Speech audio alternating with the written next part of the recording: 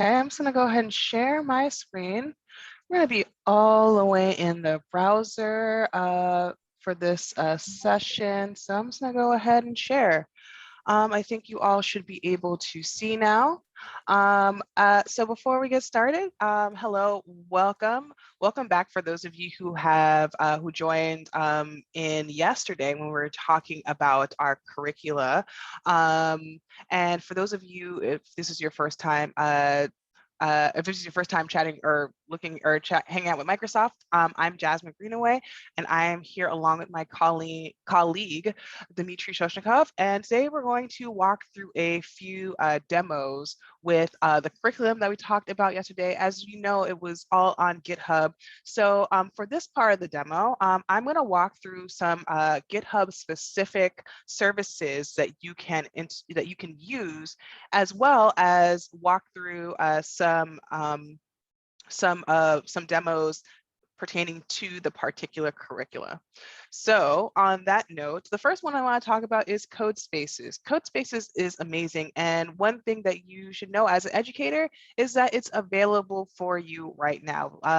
Over a month ago, it became available for teachers. And the nice thing is that you can actually use it with Github Classroom, which I will get to in a moment here. And the verification process is pretty straightforward. You go to essentially a GitHub education link, ask you a couple things about yourself, and specifically, what do you want to use the course or use code spaces for? And you wait a little bit, and you get access. So for those of you who might be new to code spaces, GitHub Code Spaces is essentially a development environment in the cloud. And the nice and the super sweet cherry on top is that you can use it all in the browser. You can use it in the browser, and you can use it in the browser. Excuse me, use it in the browser and be able to create a development environment that you can share with your students or share with your team. You can also dedicate, it's also super fast, probably faster than your local machine. And you can also dedicate some more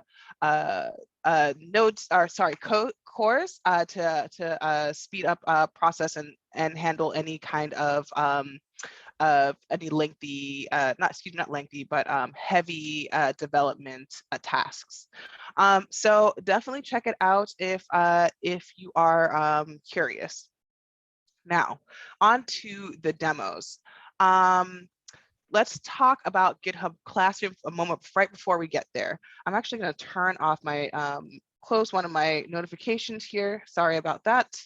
And let me go back to my browser. Okay, notifications are off, and let's get into GitHub Classroom. So GitHub Classroom is a way for you to take any development focused or essentially coding focused assignments and put them in GitHub. You can also set it up with any MOOCs that you may have to streamline your grading and integrate with your online platform. And the way that it works is that you create your classroom, and in a particular classroom, you can set up assignments. Now, when you create a classroom, you also have to create a team. And in this particular team, I'm going to actually go to this next tab here and walk through this web development classroom. So this is there's actually 3 of the assignments that are in the web development for beginners curricula. Now I'm using this one mostly because it was available and here, but I do have another example here where we'll walk through something from the data science curricula. But this is the classroom, and let me just show you the actual team. So this web dev classroom actually has a team, and these are the repository. Now, what's important about having a repository, repositories within this organization is that you're going to want to have them as public templates, as you can see here in web dev for beginners popular repositories. Now, the reason why you're going to want a template is because for GitHub Classroom, you actually have to create an assignment from a template. So essentially you think of your template as your starter code for the assignment, and then what happens is that you would provide an invite link to your class. If you had any students in here, of course I don't have any students in here, but I would provide this link to the students, or the students would have access to a particular assignment, and then they would be able to have essentially a forked version of your starter code. So let's actually take a look at what an assignment looks like. So you have a title, deadline, you can make it active, public or private, based on what you need, and then as well as the starter code. And I see a question here: how do I join into GitHub or Google or GitHub Classroom? You can actually just go for education.github.com to get started and learn about all of the services I'm covering today. So moving along here, so I have my starter code, and in here is my auto grading options. So because this is a JavaScript focused assignment, I actually went ahead and added a particular test. And so what this test does is going to go through my code in web development for beginners, or in this particular JavaScript with DOM and closures assignment, and check and verify that my assignment is going, or my assignment is passing. Now, going back into my assignment here, these are the students that have taken the or submit an assignment, and notice that mine is currently failing. So if I actually look at my repository here, I can see that again, it's failing. And if I hop into here, I can see that a particular check has failed. So this is the auto grading process powered by GitHub Actions. So this is a way to, again, automate automate grading. And in here, I can see that, again, my terrarium test.js file is here.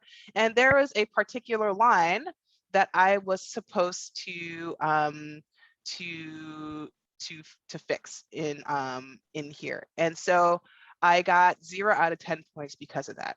So let's go ahead and fix that up so that I can get my test passing here.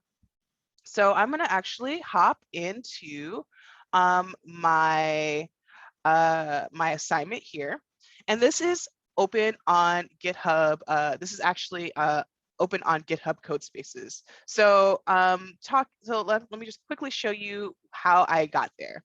So I just went to code, and I don't want to create a new code space. I already have one created here. And by the way, creating one's like super fast. It took me about maybe like less than 2 minutes to do, probably less than a minute actually. I just kind of, had it spin up and then kind of went away, got some coffee, and it came back. So yeah, so that's how I got into it. And so what happens is it opens up this your code space here, and I'm actually going to go ahead and edit my test here. And it just so happens I have something that needs to be uncommented. And this assignment is just a basic example of using JavaScript as an interactive interactive web assignment, where you're essentially building a terrarium. But the main point here is that I had some code that was broken, and so now my code should be fixed. And so I'm actually going to go ahead and commit my change. We'll stage it, and we'll actually create a little commit message, fix assignment. And now I'm going to sync changes, and that essentially is the same thing as pushing or pulling. And now if I go back to my repository here, and I refresh my page here, I will see that my test is running. This is the kicking off the auto grading process. So I'm actually going to just hop in here, hop in the details here, and let's just see it run. It shouldn't take too long because it's just one test. And let's see, my test seems to have failed. I guess I broke something. Let me just rerun it again because that should be fine. But if I were to actually if whatever happened to my code here looks like it broke, but in the end, my test should pass. We'll just give it one more chance here to run. And by the way, this is from the perspective of a student. And as, something has seemed to have failed, but that's okay, we'll just keep going. But what should happen here is that if my test were to pass, I would actually see 10 out of 10 points here, and I actually would be able to, and then my test would pass. So let's actually just go back in time here and look at past tests that had actually passed. And if I opened it up here, the logs are not here. And that's 100% fine, but just so you know, this green check means that my test had passed it in that particular instance, and I would have seen here that my my assignment would have been a 10 out of 10.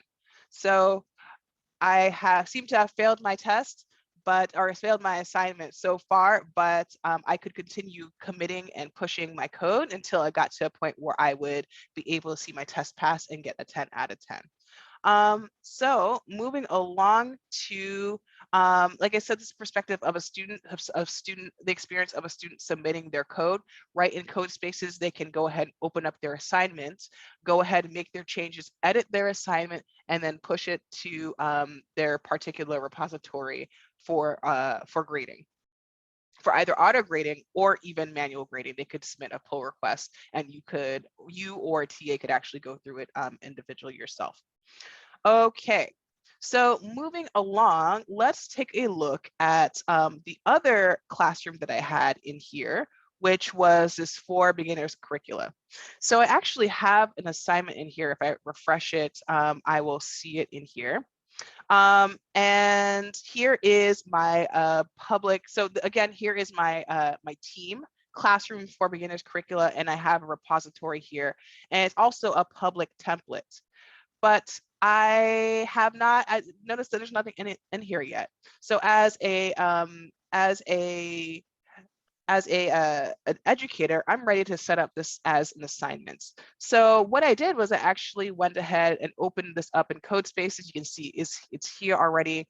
And I'm actually going to just hop over to that tab and edit it myself. So what I have here is an assignment from the data science curricula. This actually was built, this particular lesson on probability and statistics was actually built by Dmitry. And in here, we are doing a few things with the Pandas library with probability. And so in here, as an educator, I have this assignment here, but I also wanted to let the students have access to the notebook with some of the information from this particular lesson. So now I am going to go ahead and look at the assignments. Again, because this is in code spaces, I can actually run this notebook, and so could a student if they opened it in code spaces as well. And everything looks good. So I'm actually going to go ahead and put this in, commit this to my my repository. So add assignment, and I'm going to go ahead and commit this. Oh, stage it, and then sync. Again, sync just means push or pull. And now let's go ahead and take a look at this assignment, make sure it's here. And it is there. So let's go ahead back into GitHub Classroom and create my first assignment. So we'll just call this prob and stats. And we could even give the deadline if we wanted to, say it was next Saturday for whatever reason. You can also make an individual or group, and we'll just make this a public repository for now. And we'll go ahead and select a repository. So notebook, there we go, notebook assignment. Remember that I mentioned earlier that your starter code has to come from a template repository. This is where it becomes quite important. So you would, if you had say a repository either on your personal GitHub or on your or on another GitHub, if it's not a template repository, it's not going to show up in this list here. So you can also add an editor if you wanted to. You could have it open up in Visual Studio Code or even make code. But I'm not going to use online IDE for now. But you can do that if you wanted to. So you can also, again, add an auto-grading test. You can actually add tests for Python as well. And you can also enable pull requests as well and create assignments. And now we have a new assignment here. So I could copy this invitation link and I will assign it to myself. And now I can accept this assignment. It'll take a few moments to create this repo for me.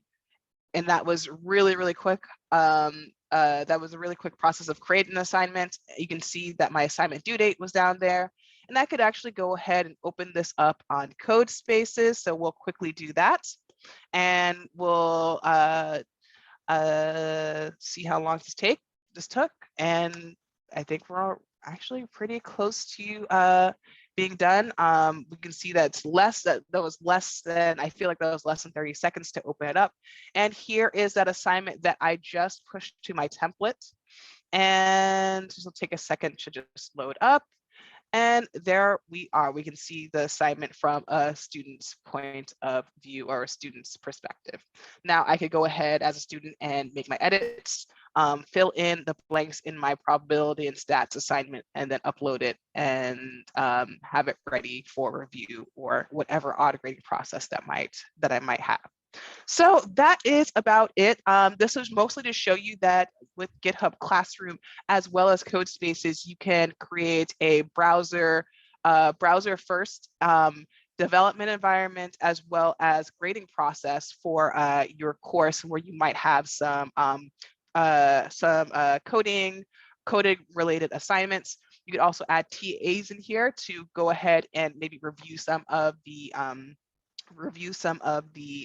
assignments, as well as, like I mentioned before, adding an auto-graded piece there. So if any of that was of interest to you, definitely check out education.github.com to learn more. And that is it for me. And I'm going to go ahead and pass it on to Dmitry to talk a little bit more about the AI curricula. Thank you so much, Jasmine. Jasmine mentioned two curricula now, web development and data science for beginners. And I will talk more about artificial intelligence for beginners. For those of you who were not with us yesterday, we discussed like how we create those curricula on GitHub, which can be used by both educators and students.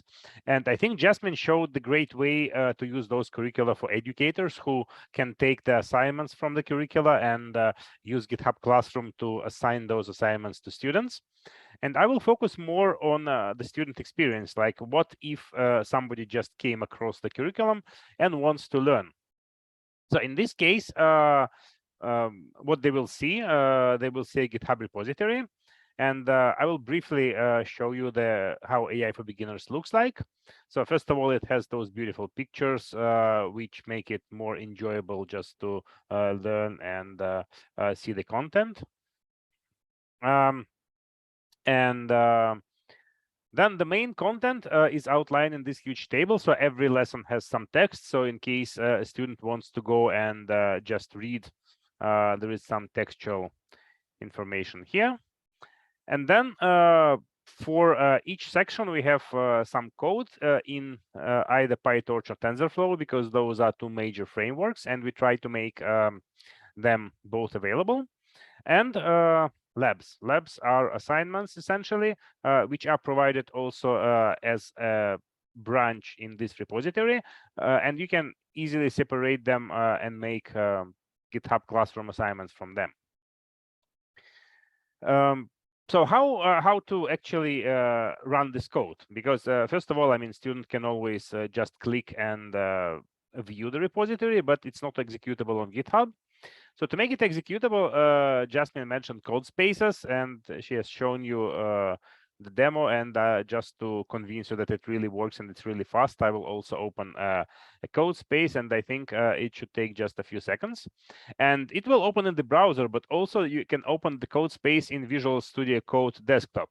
I guess one of the main pictures, like one of the main goals that we are trying to achieve, is to make Visual Studio Code one kind of universal editing environment, and you can use Visual Studio Code from the browser, like you see now. Now it's running in the browser, but you see the same familiar Visual Studio Code environment. You can run it locally, because sometimes it's faster if it runs locally on your machine. So you can open essentially the code space on your machine, in which case you will be connecting to the server somewhere on GitHub.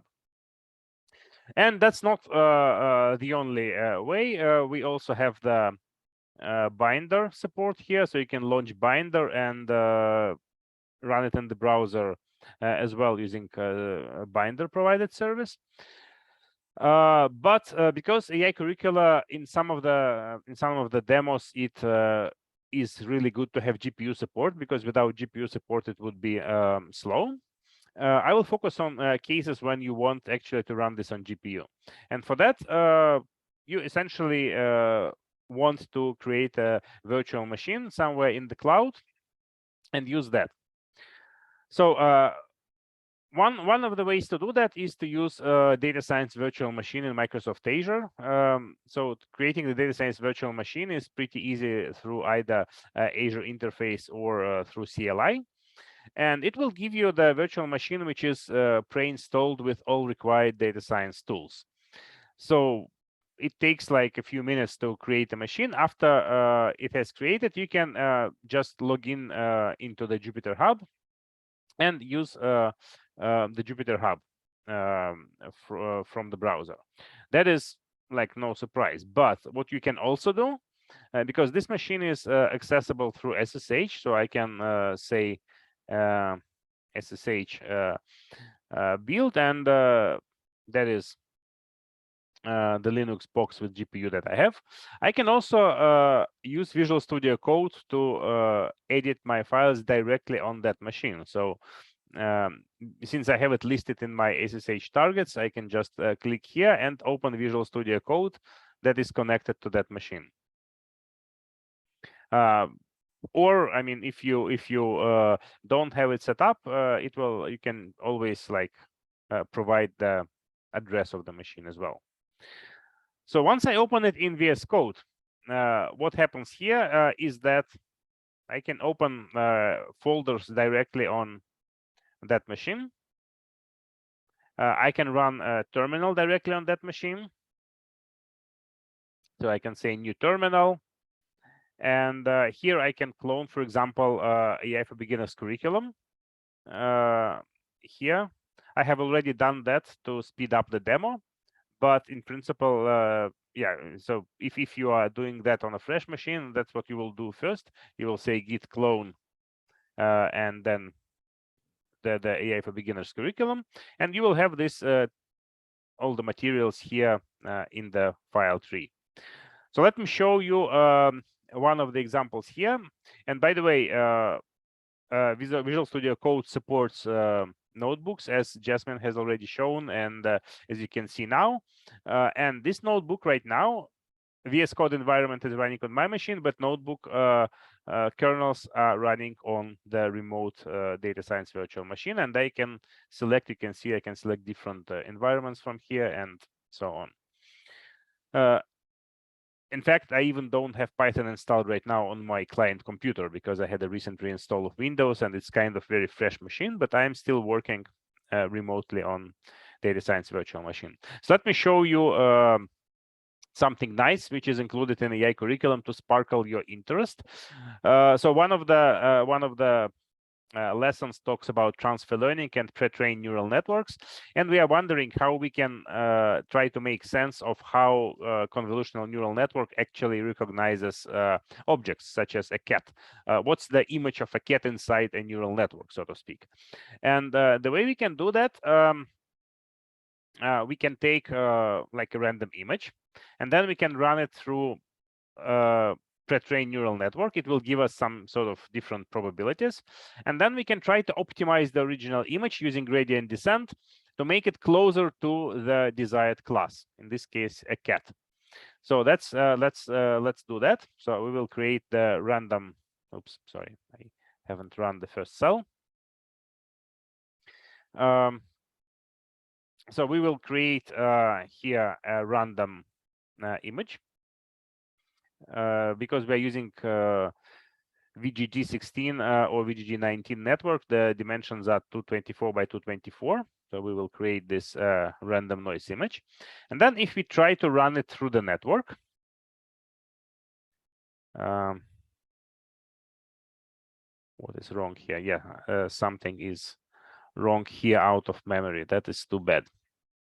I guess because I have 3 minutes left, I will just run through the results. I will not show you how this image appears live in front of your eyes. But yeah, so what happens here is that if we run this optimization process, I target the image called Siamese cat, and it still looks like a random noise. But if you run it through the network, it gives the high probability for the target class, for Siamese cat. Which means that this is in fact the image of a cat for the network. But to make more sense for human beings, we need to add additional constraint. We don't want it to look noisy. We want it to look like more like a smooth image. So to do that, we can modify the loss function. We can add so-called total variation loss, which shows the difference between neighboring pixels.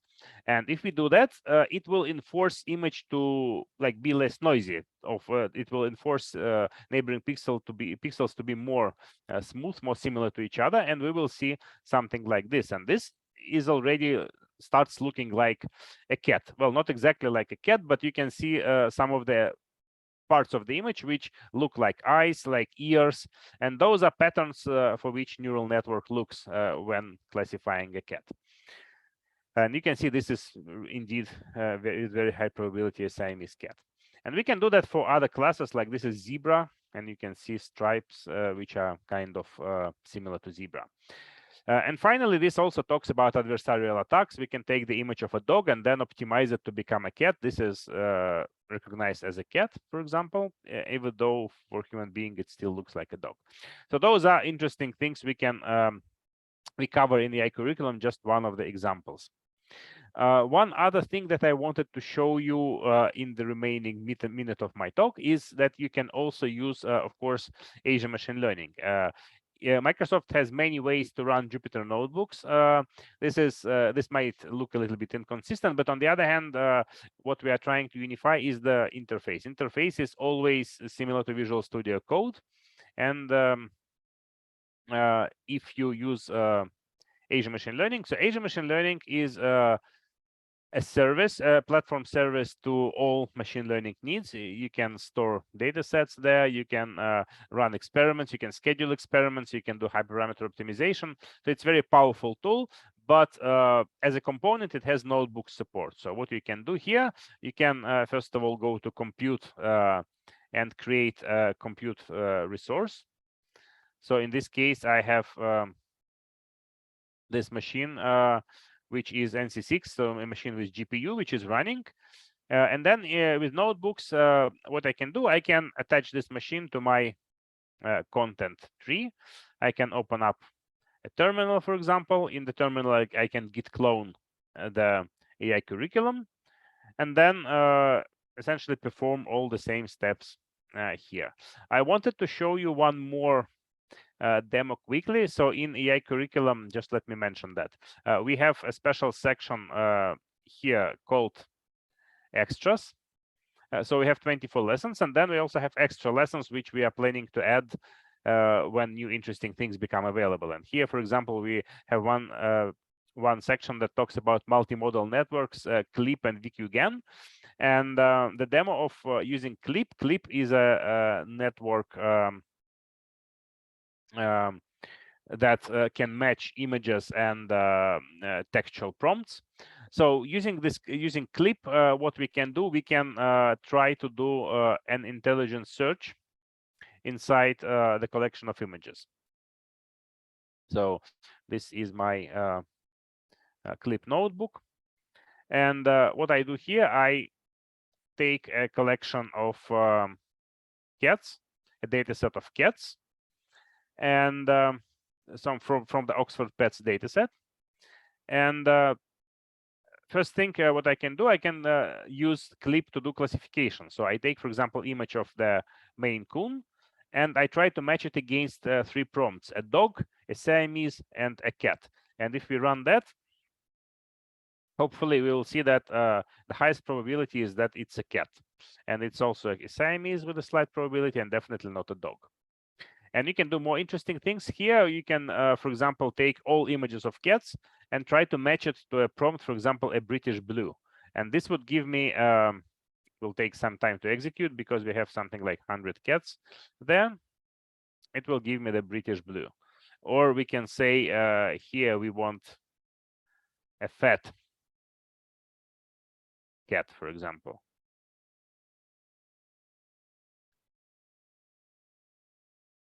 And it will give us indeed a fat cat.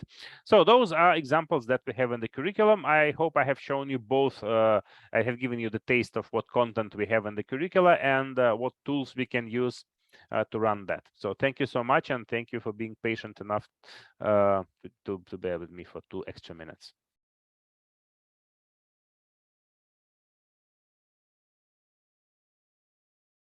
And I will share the links to the curricula in the chat.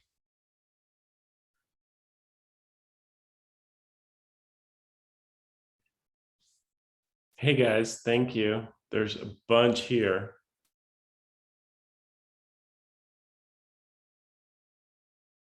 Oh yeah, I put them in the link, the chat as well while you were speaking. All set. Thank you all for coming. Thank you, Eric, for having us.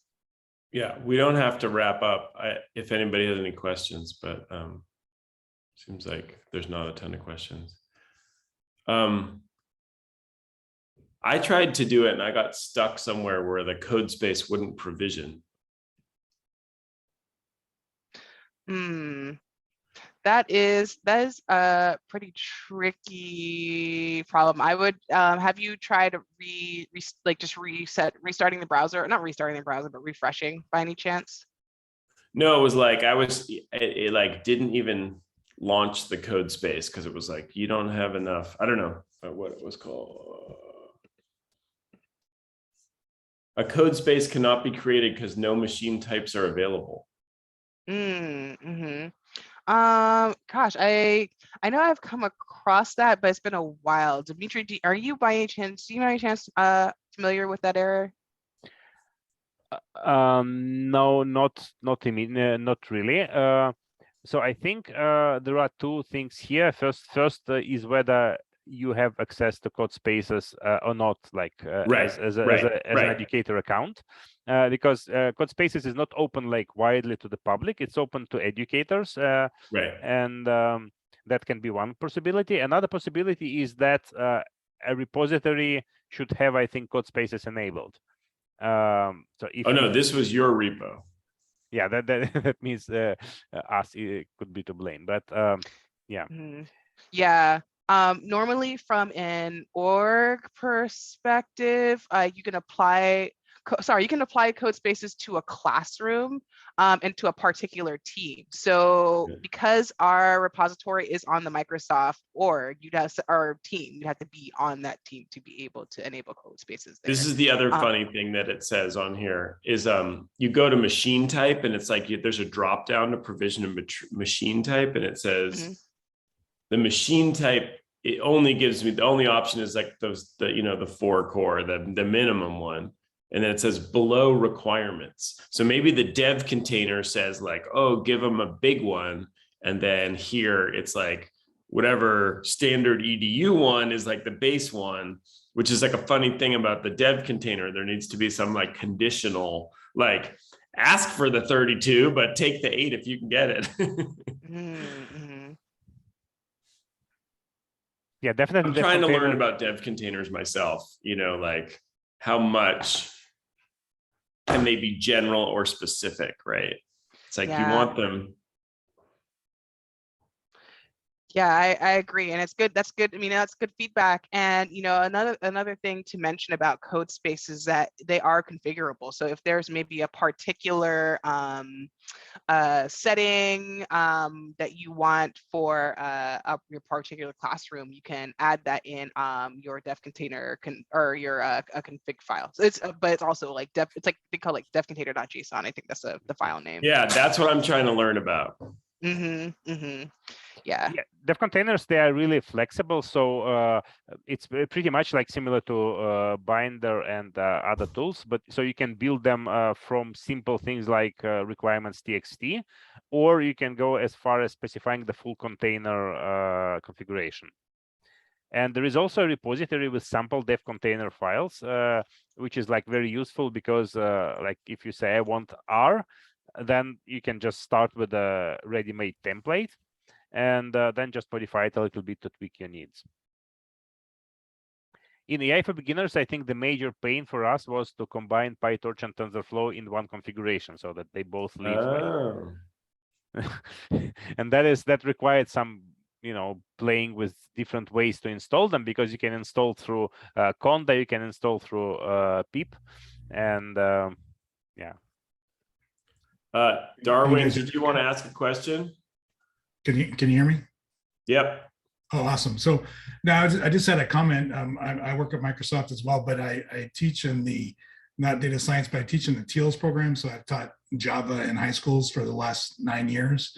And the last 2 years, we use code spaces for the students because a lot of the students had Chromebooks, and Chromebooks doesn't support an IDE like JGrasp or anything like that. So it worked pretty well. I pretty much created an organization. All the students joined the organization. They all had access to code spaces. We used it for Java.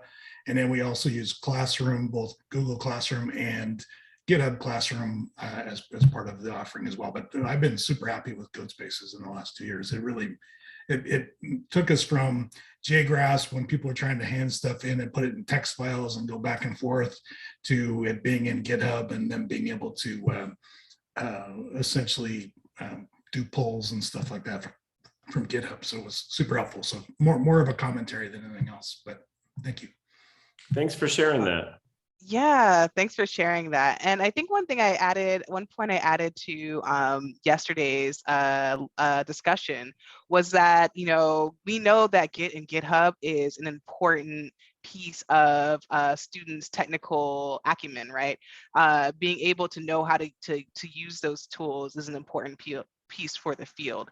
And so one of the things I really like about GitHub Classroom, it enables students to kind of get you know, to grasp whatever particular thing that topic they're learning in that particular course, but also get real firsthand hands-on experience with GitHub. So thank you for sharing that, Darwin. Doing hand-ins on Google Classroom was always kind of tough, but now they can just take a URL of where their code was in their Git repo, and then just send the teacher a pointer to that. And so that worked really well. Cool. Darwin, are you starting to teach data science, or are you still more like on the Java? No, I've taught Java the last 9 years with TEALS. I used to teach a class with UW Professional Continuing Education, which was a cloud analytics class across Google, AWS, and Azure. So it was more of the big data and processing stacks and some ML stuff. But I haven't taught at UW for a number of years now. So, okay. So unfortunately, I have to hop off, Okay. but I will share my email in here in case anybody has any more questions. It's been lovely chatting with you all, but I'm going to put my contact information here in case you want to reach out. Awesome. Thanks, you guys. Thanks for the nice presentation. Thanks for all the you for having materials us. that you're sharing. Yeah, thank you, Eric, for the opportunity. Yeah, that's really good. Bye. Take care. Bye.